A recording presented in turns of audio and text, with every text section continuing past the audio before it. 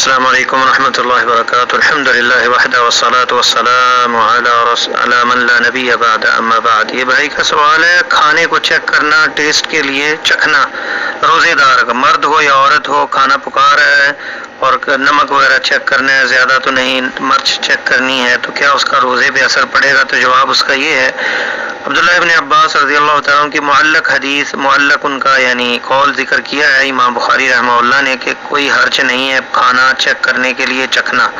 اور یہی فتویٰ شیخ ابن باز، شیخ ابن عثیمین اور تمام اور اکثر علماء کا ہے، اور واقعی اس میں حرج بھی نہیں، کیونکہ کھانا پینا منع ہے، زبان سے چکھا تو بندہ جب کلی بھی کرتا ہے، پانی جب وضو کے لیے کلی کرتا ہے تو پانی کا ٹیسٹ ہوتا ہے، کوئی نمکین پانی ہے، کوئی کس طرح کا پانی، اور ٹیسٹ تو آ ہی جاتا ہے، تو زبان پہ رکھنے سے کسی چیز کا اس سے روزے سے اثر نہیں پڑتا، الا اسے نگل جائے، آگے کھا جائے تو روزہ کا اثر پڑتا ہے۔